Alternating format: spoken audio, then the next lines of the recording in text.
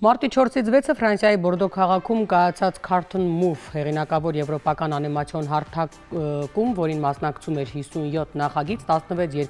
երկրներից եւ որոնք ներկայացնում են եվրոպական լիամետրաժ անիմացիոն ֆիլմերի ստեղծագործական բազմազանությունը, Զակո հայկական արտադրության անիմացիոն ֆիլմը գրանցել է լուրջ ձեռքբերումներ։ Ինչ ձեռքբերումների մասին է խոսքը, հենց հիմա կիմանանք մեր հյուրերից, ֆիլմի պրոդյուսեր Սուսաննա Խաչատրյան, ռեժիսոր Տիգրան Առաքելյան, բարելույս։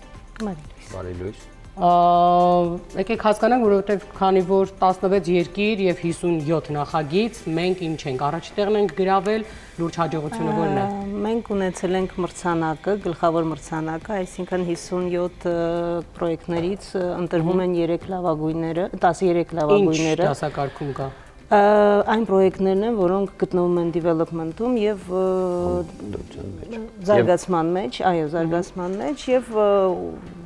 ընտրվում են ժյուրիի կողմից 13 պրոյեկտներ, սովորաբար լինում են մինչև 10 պրոյեկտ, բայց այս տարի քանի որ բավականին լավ նախագծեր կային, ընտրվեցին դրանց 13-ը եւ այդ 13-ից մեր նախագիծը ընտրվեց որպես Եվրիմաժի զարգացման մրցանակ։ Կարևոր է նշել, որ Եվրիմաժը շատ կարևոր կառույց է, որը ֆինանսավորում է տարբեր թե անիմացիոն, թե խաղարկային ֆիլմերը Եվրոպական միությունում, որի անդամ է նաև Հայաստանը, եւ ունենալով աջակցություն այս փուլում Եվրիմաժից, դա հնարավորություն է տալիս արդեն արտադրության ժամանակ ստանալ ավելի մեծ ֆինանսական աջակցություն։ Այո։ Իրականում ստեղծման համար եւ եթե նյութական ծախսերը այդ շատ լուրջ գումարների մասին է խոսքը։ Բավական։ Ներկայումս բյուջեն գնահատել ենք 2.5 միլիոն, բայց կարծում ենք համարտադրողների ներգրավմամբ կարա աճի այդ գումարը 2.5 միլիոն։ Իրականում այս անիմացիոն ֆիլմերը, հա, իրենց ծախսն է, որտեղ այդ քանն էլ մեծ չի, այսինքն հնարավոր է հայթայթել, բայց խնդիրը որն է, մենք անիմացիոն ֆիլմերով գաղափարն է առաջին հերթին առաջատար, թե ինչ տեխնիկական, այսինքն զարգացում ունեք հնարքներ։ Ցանկացած դեպքում պատմությունը ամենակարևորն է, այսինքն իմ կարծիքով պատմության բովանդակությունը ու ասելիքը միշտ առաջնային տեղում է, կապ չունի թե ինչ տեսակի մեդիա ես օգտագործում, հա, կլինի խաղարկային ֆիլմ, կլինի անիմացիոն, թե դոկումենտալ, եւ ցանկացած պատմություն ունի իրեն բնորոշ կամ իրենից բխեցնող մեթոդը, այս պարագայում մենք ընտրել ենք անիմացիա, ինչ կուզենամ ավելացնեմ մեր պարագայում հենց Զակո ֆիլմի, սկսել ենք մենք օգտագործում ենք մի տեխնոլոգիա, որը բավականին ժամանակակից է ու շատ քիչ է օգտագործվել ֆիլմ արտադրության մեջ, երևի թե լիամետրաժի պարագայում առաջինը կլինի, որովհետև մենք օգտագործում ենք VR տեխնոլոգիա ստեղծելու համար, ոչ թե դիտելու, որը սովորաբար VR-ը օգտագործում է որպես գործիք, այլ մենք հենց արտադրելու, այսինքն կերպարների նկարելու, միջավայրները նկարելու, անիմացնելու VR միջավայրում։ Ինչը եւ նաեւ առանձնահատուկ ուշադրություն է գրավում մասնագետների կողմից, որովհետեւ հետաքրքրություն է առաջանում այս զարգացող տեխնոլոգիաների աշխարհում, թե ինչպիսի նորարարություններ կարող են լինել եւ դա միշտ հետաքրքիր է ոլորտը։ Երբ հարցրեցի ինչն է գնահատվել, հիմա ինձ հետաքրքիր է դա բովանդակությունն է ունեցել հաղթանակ, այդ նոր տեխնոլոգիան է ունեցել հաղթանակ, ինչ դասակարգումներ բոլորը, այսինքն իրենք դիտարկում են հարցեր են տալիս, քանի որ մրցանակում շատ կարևոր է նշել, որ համարտադրության զարգացման մրցանակը, ինչը դա իրենից ենթադրում, որ համարտադրությունը մի քանի երկրների միջև արվող համարտադրությունն է։ Այսինքն եվրոպական անիմացիոն շուկան ներկապահին, որպեսզի դիմակայի ամերիկյան այդ մեծ բյուջենորով ֆիլմերին ստեղծել են համարտադրության համակարգը, որտեղ որ մի քանի երկրներ իրենց միանում են ու արտադրում են։ Այս պարագայում Հայաստանը որպես հիմնական արտադրող երկիր է հանդես գալիս, ինչը իրենից, այսինքն ֆիլմը որպես այդպեսին դառնում է հայկական, բայց համարտադրություն ունենք ներկայությամբ ֆրանսիական երկրի հետ, ֆրանսիական երևի առաջատար ընկերություններից մեկի Sacre Bleu Production-ի, ով այս տարի նաև Օսկարի արժանացավ Flow ֆիլմի, որովհետև հենց գտնում է նույնպես համարտադրության մեջ Լատվիայի հետ, ներկայությամբ մենք աշխատանքները Զակո ֆիլմի անում ենք այդ ընկերությամբ։ Դուք ներկայացնելու եք Օսկարին Ոնց է ընթացակարգը, երբ մենք փորձելու ենք անենք լավ ֆիլմ, արդյունքները գնալու է դեռ ինչ որ փառատոնների ինքը դեռ զարգացման փուլում է, այսինքն մենք մոտակա ժամանակները պլանավորում ենք մտնենք արտադրության փուլ, այսինքն դեռ ժամանակ կա ստեղծման եւ ֆիլմը ավարտին հասցնելու, բայց արդեն իսկ ունեցած որոշ հաջողություններ հնարավորություն են տալիս մեզ ավելի վստահ առաջ շարժվելու։ Ներողություն, եթե կիսատ ինչ որ գործկայինք իրավունք ունի մասնակցելու փառատոնների մրցույթներին։ Մենք հիմա փառատոններին չենք մասնակցում, մենք մասնակցում ենք համարտադրության հարթակներին, աշխատարաններին եւ այդ նման շուկաների, նման հարթակների միջոցով մենք կարողանում ենք ձեռք բերել նախ գործընկերներ, այնուհետև հնարավորություն կունենանք նախապես վաճառք անելու մեր ֆիլմը, դրանք կոչվում են դիստրիբյուտորներ եւ սել աջենտներ Եվրոպայում, որոնք նախապես վաճառք են անում եւ իրանք մշակում են մեր դիստրիբյուցիայի քաղաքականությունը հետագայում նաև զուգահեռ մշակելու ենք։ Ինչքան է նկարված, ինչքան կա ավարտին հասցնելու։ Մենք ներկայումս գտնվում ենք դեռ նախարտադրական փուլում, դա նշանակում է անիմացիայի մեջ այդպես չի, հա, ինչքան է նկարված, ինչքանը պետք է։ Ունեք այդ ֆիլմը ինչքան է տևելու, բարդ որ նստի 80-ից 85 րոպե ենք սահմանել ներկայումս։ Այսինքն լիամետրաժ անիմացիոն ֆիլմ է, անիմացիայի տարբերությունը խաղարկայինին իր նախարտադրական փուլը, հա, զարգացման փուլը ավելի երկար է, քան ֆիլմի պարագայում, որովհետև այդ ընթացքում ստեղծվում են բոլոր կերպարները, բոլոր միջավայրները, որը բավականին մեծ ժամանակ է իրեն ստանում, եւ երկրորդ, քանի որ անիմացիան ինքը իրեն թանկ պրոցես է ենթադրում, նախապես պլանավորած կադրերը, պատկերապատումը ամբողջ ֆիլմի, մոնտաժը, ձայնային փորձվում է արվել նախօրոք։ Ի տարբերություն ֆիլմի, որտեղ օրինակ մոնտաժը արվում է նկարահանումներից հետո։ Այս պարագայում տեղերով փոխանցը դա շատ կարևոր առանձնահատկություն է, որը տարբերություն ունի խաղարկային ֆիլմից եւ դոկումենտալ ֆիլմից իմ կարծիքով, որը կարող է տևել տարի ու կես, այսինքն մենք ներկայությամբ կարելի ասել, որ տենց աշխատում ենք մոտ 2 տարի աշխատում ենք սցենարի վրա, շատ Զակոն հերոսն է։ Զակոն հայ նկարիչ Սարգիս Մանգասարյան, ով երկրորդ համաշխարհային ժամանակ գերության է ընկել ու իր նկարելու տաղանդի շնորհիվ փրկվել է ու վերադարձել է ետ։ Այսինքն այդ ոնց Դե նկարել է գերմանացիներին, իրենց գերեվարացներին, դրա շնորհիվ ունեցել է մի քիչ ավելի ճակերտավոր ասած ազատ լինելու հնարավորություն ու որից հետո փախել է։ Չէ, վերջում միջև պատերազմի վերջ ինքը գերության է ընկել 41 թվականին եւ միջև պատերազմի վերջ եղել է մոտ 8 ճամբարներում եւ վերադառնալով նորից ստիպված է եղել նկարել, այդ շատ հետաքրքիր մաս է, որովհետեւ բոլոր գերիներին ճանաչել են դավաճաններ, ուղարկել են Սիբիր, բայց նորից ինքը սկսել է նկարել արդեն պաստառներ մայիսինյան տոնակատարության համար, նորից նկարելու շնորհիվ հնարավորություն ունեցել խուսափի Սիբիրից։ Այսինքն այս ֆիլմում մենք տեսնենք այդ պատմությունը։ Այո, այս ֆիլմը նաև կուզենամ նշեմ, որ նրա որդին Տիգրան Մանգասարյանը, ով պատկերապատող է, նկարել է գրաֆիկական նովել հիմնված իր հոր մեմուարների վրա, հա, որը եւ դարձել է հիմք ֆիլմի համար։ Քանի որ արդեն եք ունեցել փաստորեն, այսպես ասած, լայն պատկերացնելու ինչ է կատարվում աշխարհում անիմացիոն ֆիլմերի զարգացման մեջ, ինչ ծանրակում է Հայաստանը, ինչ ակտիվությամբ է նախ գործում այդ ոլորտում, եթե հաջողություններ ունի արդեն, դրա մասին հնչեցնենք։ Նախ նշեմ, որ դեռևս 2 տարի առաջ երբ Տիգրանի հետ նույն միջոցառմանը մասնակցում էինք, շատ զարմացած էինք, որ հասել ենք այդ միջոցառմանը, բայց այս անգամ մենք հասկացանք, որ բավականին ուժեղ են մեր դիրքերը, ընկերություններ դիտարկում են մեզ որպես արտադրության ընկերություն, այսինքն անիմացիոն արտադրության ընկերություն, բավականին շատ գովասանքի խոսքեր ենք լսում ոչ միայն Զաքոյի եւ այդ նախագծի վերաբերյալ առհասարակ մեր ընկերության նկատմամբ ցանկություն մեզ հետ արտադրելու, մեզ հետ աշխատելու, հատկապես այն ոլորտում, որտեղ մենք ավելի առավելություններ ունենք, դա VR տեխնոլոգիաներն են, ու կարծում եմ նման նման քայլերով մենք բավականին մեծ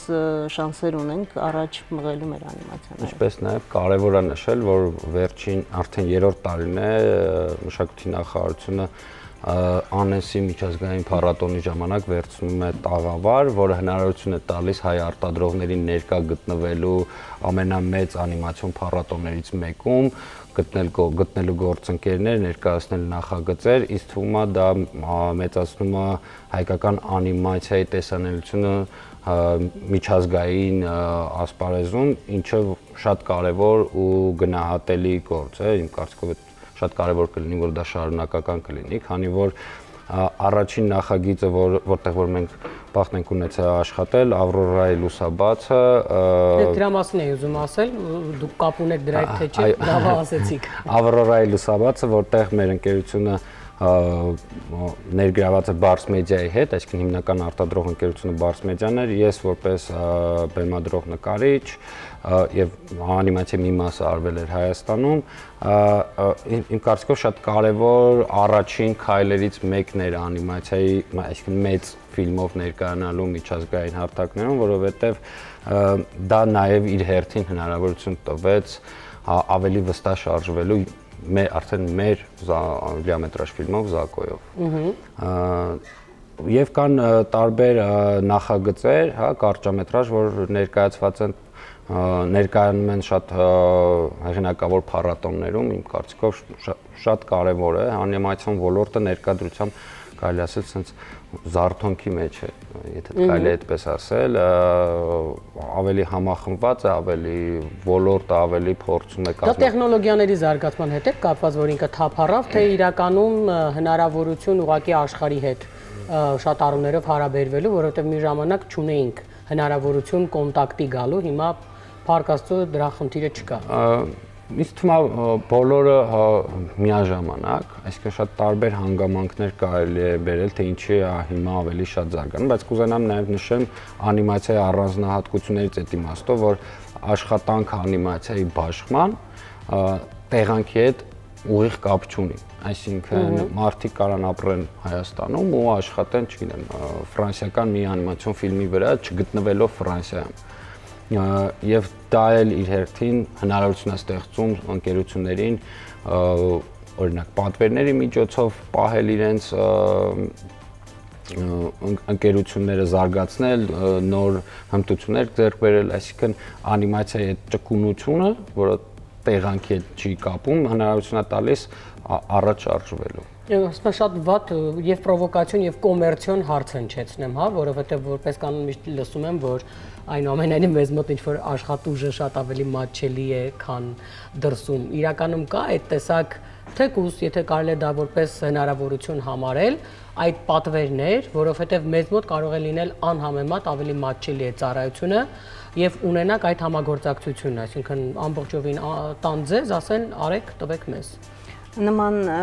միտումներ հիմա կան, բայց ուզում եմ ստեղ առանձնացնել երկու միտում։ Նախ կա այնպիսի աշխատանք, որ ուղղակի տալիս են դու անում ես առանց ոչ մի արտիստիկ, հա, ներգրավման եւ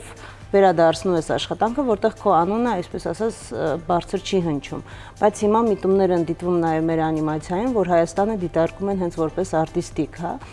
հեղինակային որոշակի։ Եւ երբ որ ասում են համարտադրություն, այսինքն Հայաստանը երևա որպես համարտադրող երկիր, ոչ թե միայն արտադրող, այլ նաև համարտադրող երկիր։ Ու մենք այս քայլը շատ են կարևորում, որտեղ սա ավելի բարձր է պահելու մեր հայաստանյան անիմացիոն։ Իրականում ես ոնց հասկացել եմ այս վերջին տարիներին մասնագետի առումով, հատկապես եթե պիտի որակավորման գանք, շատ ոլորտներում, ստեղծագործական առումով իհարկե նկատի ունեմ, անգամ դրսում ապրող հյուրերից, որոնք ստեղ առիթ են ունենում խոսելու, իրենք ասում են, որ իրենք բացահայտում են իրենց համար մարդիկ, որ կարող են ունենալ այդ տաղանդը, այդ շնորհքը եւ իրենք փորձում են իրենց հետ համագործակցել։ Այսինքն եթե Հայաստանը բացի արտադրողից ընկալվի որպես իսկապես ստեղծագործական անհատ, որը իսկապես ունի տաղանդ, այս առումով ինձ թվում է շատ ավելի լայն դռներ կբացվեն եւ հնարավորություններ։ Այդ կոնտեքստում կարծիքով շատ կարեւոր է ներկայանալ տարբեր միջոցառումների, ոնց որ օրինակ Cartoon Movie-ն է, որտեղ որ այն Անեսի փառատոնը եւ մնացած փառատոնները։ Դա էլ է ֆինանսական ծախսերի կապված, թե իրենք հրավերն անում են։ այդտեղ ուզում գալ, որ շատ կարևոր է այս կոնտեքստում աջակցությունը տարբեր մարդկանց, շատ դժվար ծախսատար գործ է ներկա գտնվել տարվա ընթացքում տարբեր փառատոների ու շատ ուրախ ենք, որ օրինակ Հովնանյան հիմնադրամը, Ֆրանս ինստիտուտը մեզ ֆինանսավորեց այս ընթացքում ներկա գտնվելու քարտունում, որը բավականին մեծ ծախսերի հետ է կապված, թե բնակարանը, թե չգիտեմ, ակրեդիտացիան, որպեսզի ներկա գտնվել այդ միջոցառման, որովհետև ինքը թանկ ու մեծ շուկա է, որը ուղղակի մենք մեր ծախսերով չենք կարող։ Այդ իմաստով պետք է շնորհակալություն հայտնենք նման նախաձեռնություններին, որ օգնում են հեղինակներին, արտիստներին ներկայանալ միջազգային հարթակներում, ինչը որ հնարավորություն է տալիս արդեն հետագայում համարտադրության եւ գործընկերության հայթայթում, որովհետեւ ինչպես Սուսանան նշեց, տարիներ առաջ, երբ որ քանի որ Cartoon Movie-ում մի քանի փուլով է ներկայացվում ֆիլմը, առաջի փուլը երբ որ ներկայացնում ենք ու դա մեր առաջին ընդհանուր փիչինգներ մեծ հարթակում, մեզ համարյա այնտեղ 1-2 հոգի է ճանաչում ու այդքանը 2 տարի անց վերադարձել ենք միտեղ, որտեղ ունենք բազում ընկերներ, այսպես ասած օգնող մարդիկ, ովքեր խորհուրդներով են օգնել տարիների ընթացքում կամ աջակցել են իրենց ծանոթություններով, կապերով, ինչը մեզ ավելի մեծ ինքնավստահություն էր տալիս բեմում գտնվելուց, խոսալուց ֆիլմի մասին պատմելուց։ Իրականում, երբ մենք խոսում ենք ինչ-որ հիմնադրամներից ու բարեգործությունից, ես չգիտեմ, գուցե շատերը համաձայն չեն ինձ հետ, բայց ես պարբերաբար ասում եմ, որ օրվա հացի հարցը լուծելով մենք իրականում այդ մարդու կյանքը չենք թեթևացնում, որտեղ թվում է թե կերակրում ես ու վերջ, պետք է տալ հնարավորություն, որ ինքը կարողանա հետո ինքը վաստակել, խնդիր չունենա խնդրելու այդ հացը, որովհետև այս տեսակ, այսինքն եթե մենք խոսում ենք կրթության մասին, եթե մենք խոսում ենք անհատի, արվեստի ոլորտում է, մշակույթի ոլորտում է, տալու հնարավորություն, որ այս մարդը ունենա այդ կապեր ստեղծելու եւ ճանաչված լինելու հնարավորություն, հետո գուցե առիթ չլինի առհասարակ են որ ասում ֆինանսական աջակցության, որովհետեւ արդեն իսկ ինքը իր պրոֆեսիոնալիզմով գուցե եթե կկարողանա ամրացնել դե տրվում է հնարավորություն, պետք է նաեւ ճիշտ կերպով օգտագործել։ Հետո կարող է առհասարակ օգնության կարիք չունենաք ու դուք ձեր արտադրությամբ, ձեր համագործակցությամբ ինչ որ մարդկանց համար ծառայություններ մատուցելու ունենաք այդ ֆինանսական միջոցները նոր ֆիլմ նկարելու։ Այո, բայց շատ կարևոր է նշել, որ հեղինակային կինոն եւ հեղինակային անիմացիան միշտ կարիք ունի ամենտեղ աջակցության։ Դե որտեղ ինքը կոմերցիոն չի։ Հա, դա շատ բարդ ասել կոմերցիոն չի, որովհետեւ օրինակ հենց նույն Ֆլոյի օրինակը, որը ստացավ Օսկար, հեղինակային կինո էր լատվական երկրից, որը մոտ է մեզ իր կառուցվածքով, հա բյուջեով էլ մոտ, հասնում է ամենաբարձր մրցանակների ներկայացված է լինում Կաննի փառատոնում, բազում մրցանակներ է ստացել է Օսկար եւ այդ ֆիլմը արդեն իր ծախսած բյուջեից 10 անգամ ավելի շատ գումար է հետ բերել, բայց այդ ոնց ասեմ սկզբնական նպատակը իր հեղինակային ֆիլմն է։ Եթե հաջողություն է գրանցում ու գումար, մեր ոչ ոք դեմ չի կոմերցիոն հաջողություն ունենալու, մենք նույնպես, բայց ամեն դեպքում շատ կարևոր է նշել, որ հեղինակային կինոն պետք է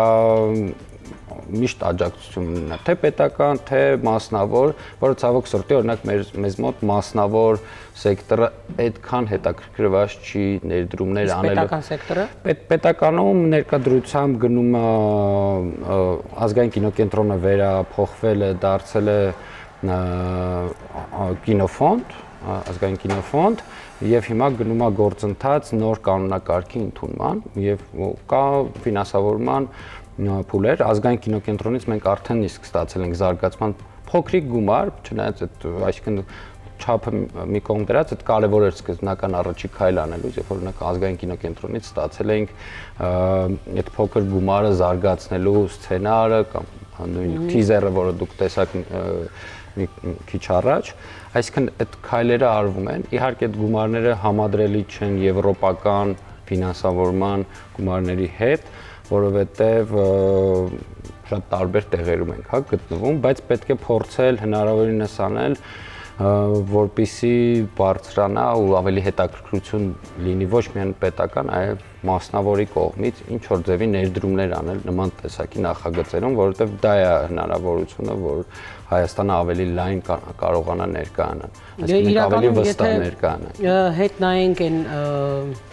խնդիրներին, որոնք մեզ այսօր բերել են ինչ որ մի հատ վատ տեղ, որտեղ շատ առումներով արվեստի շատ ոլորտներում կանգ է եղել, առաջխաղացում չի եղել, չնայած որ եղել են տաղանդավոր մարդիկ, պիտի գոնե թե հետևություն անենք, չնայած դա մեր ազգին բնորոշ չի, բայց հետևություն անենք ու հասկանանք, որ այն պետությունները, ովքեր չեն մոռացել, չեն դադարել ունենալ իրենց աջակցությունը այդ ոլորտներում, իրենք այսօր կարող են լինել առաջատար աշխարհում, իրենք կարող են այսօր թելադրող լինել այդ առումով աշխարհում, չգիտեմ, անգամ իրենց մոտ կազմակերպել ինչ-որ փառատոններ, հասնել ինչ-որ մի մակարդակի, բայց մեզ մոտ քանի որ մենք ինչ-որ կարճ ճանապարհ գնացող մի քիչ մտածելակերպ ունենք, այդ եմ ասում, այսօր այս պահին եկեք այս հացը տանք, վերջ, վաղ ինչ կլինի այս մարդու հետ, դե Աստված ողորմած է, մի բան կլինի, բայց տալ հնարավորություն երկար քայլելու, հետենց այդ ուղիղն է, որ այսօր էլ գուցե ինքը մի քիչ էլի կշարունակի սոված մնալ, բայց վաղը ոչ միայն սոված չի լինի, այլ նաև հնարավորություն կունենա առաջ քայլելու։ Հիմա եթե մենք խոսում ենք դրա մասին, պետական աջակցությունը, ես չգիտեմ հիմա այս բան եթե կինոկենտրոնն է, այսպես ասած հիմա ձևափոխված, բայց ոչ միայն կինոկենտրոնը։ Ես կարծում եմ էլի պիտի ինչ-որ տարբերակներ մշակվեն, որպեսզի հայկական կինոն, որովհետև դե աշխարհին ներկայանալու շատ տարբերակներ չունես, էլի։ Պետք է նշեմ, որ կինոն է, երգն է, մշակույթն է ազգային, ուրիշ բան չկա։ Կարևոր փաստ կա ստեղ, որ քանի որ մենք հիմա համարտադրության մեջ ենք Sacre Production-ի հետ, որը ֆրանսիական լավագույն արտիստիկ ընկերություններից մեկն է, ունենալով հեղինակային բավականին շատ մեծ պորտֆոլիո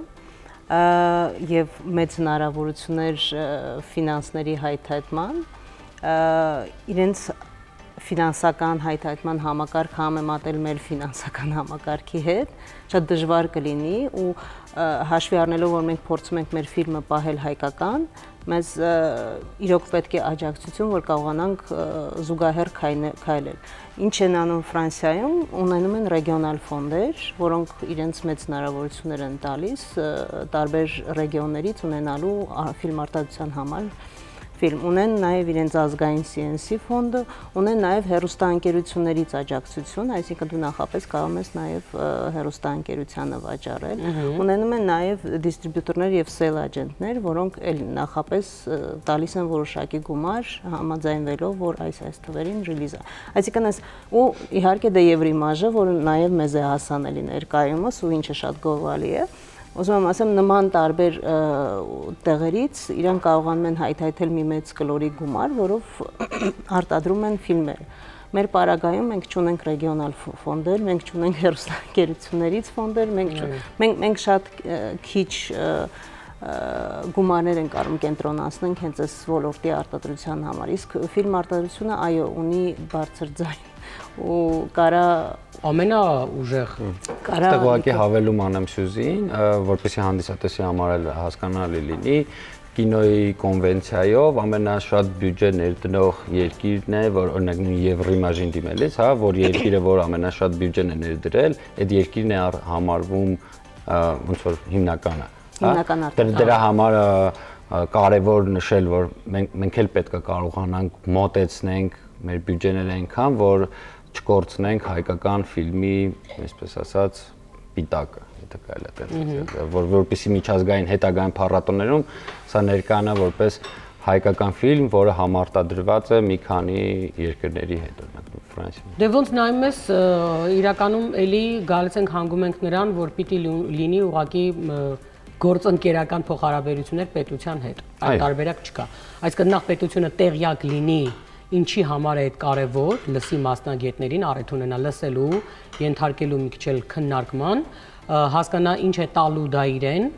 եւ որպես պետություն, որովհետեւ այսօր մենք էլի անհատների միջոցով կարող ենք եւս մեկ անգամ պետության մասին պետությունը լսելի դարձնել։ Սպորտսմենը կարող է իր մի հաղթանակով ու դրոշով դա անել, չէ՞, չգիտեմ, ինչ-որ մի երգի մրցույթ, որը կարող է էլի մի երգը իր հայկական դրոշը բարձրացնելով Աստվածտա հաղթանակով այդ մասին լսելի դարձնել։ Հիմա եթե ես հասկանում եմ որպես պետություն, որ շատ տարբեր աշխարհի, հա, ոլորտներում ու երկրներում շատ տարբեր անհատի հաշվին է լինելու դա։ Հիմա այս արտադրության մեջ էս ինչ անհատն է, մյուս ոլորտում այն մյուս անհատն է, դու հասկանում ես, որ ուրեմն պիտի ունենաս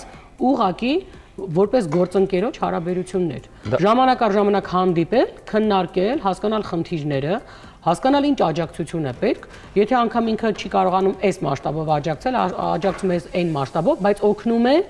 որովհետև այնուամենայնիվ լծակները շատ ավելի մեծ են իր մոտ, օգնում է ձեռք բերել մի քիչ էլ հա, ինչ-որ ֆինանսական աջակցություն մեկ այլ կառույցից, որը կարող է թեկուզ պետությանը մի քիչ, ասում եմ, շոյելու համար անել այդ ներդրումը։ Այդ հնարավոր է գտնել, էլի։ Դրա համար ճիշտ ասած կան մեխանիզմներ, օրինակ նույն Բելգիայում կա հարկերից ազատման համակարգ, երբ որ մասնավորը ներդրում է անում արվեստի մեջ, ունի այսինքն դա կա օրենքով ճանապարհ, հա, ոչ թե ուղղակի պետությանը, այլ բիզնեսին հետաքրքիր է հարկերից այնքանով ազատվի, ինչքանով ներդրում անում արվեստի մեջ, բայց կուզենամ նշեմ, շատ կարևոր է, որ այն կինոյի հիմնադրամի կանոնակարգը, որը հիմա դրված է շրջանառության մեջ, ակտիվ քննարկվել է ոլորտի տարբեր մասնագետների կողմից, այդ թվում անիմացիոն ընկերությունների կողմից, որը հիմա շատ ակտիվ սերտ իրար հետ աշխատում ենք, ու ես հույս ունեմ, որ այս քննարկումները ու մեր առաջարկները, որը եղել է կինոֆոնդի կանոնակարգի հետ կապված կընդունվեն, լսելի կլինեն, ու մենք միշտ բաց ենք նմանատիպ քննարկումների գնալու։ Հիմա մենք կարելի ասել սպասողական փուլում ենք, տեսնենք ինչպիսի արդյունքներ կլինի։ Հուսանք մեր եթերը կունենա իր աջակցությունը այդ առումով լսելի դարձնելու, նախ այն, որ արդեն ստարտի ժամանակ ունեք, այսպես ասած, վստահություն եւ հաղթանակ, ու հուսամ, որ կլինի այն տեսակ աջակցություն, որ ավարտին հասցնեք եւ առիթ ունենաք ավելի մեծ մասշտաբների ներկայանալու արդեն լուրջ փառատոներին, հետո կգաք այստեղ հաղթանակների մասին խոսենք։ Ձեզ հաջողություն ենք մաղթում, շնորհակալ եմ մեր հյուրն էիք։ Սիրելի հեռուստադիտողներ, ինչպես տեսնում ենք, ոչ մի ոլորտում մասնագետի հետաքրքիր մարդկանց պակաս չունենք։ Մի բանի պակաս ունենք, որ բոլորս գիտակցում ենք ինչն է, եւ եթե կարողանանք մեր ներսում ձևավորել ամեն մեկս, դա կլինի բիզնես, դա կլինի որևէ հիմնադրամ եւ այլն, պետություն, եթե բոլորս հասկանանք, որ այդ կառույցը ել ավելի զարգացնելու եւ ել ավելի Հայաստանը լսելի ու ծանոթ դարձնելու աշխարհին, ուրեմն պետք է տալ հնարավորություն, որպեսզի լինի զարգացում, հաղթանակը լավ դնենք մի կողմ, առանց զարգացման հաղթանակ չի լինում։ Լինի գոնե թե զարգացում, վստահ եմ արդյունքները անհնար է, պտուղները ասված, հետո չկարողանանք քաղել։ Այս պայն մեր եթերում գովազդ կշարունակենք, կդիմավորենք մեր հաջորդ հյուրերին։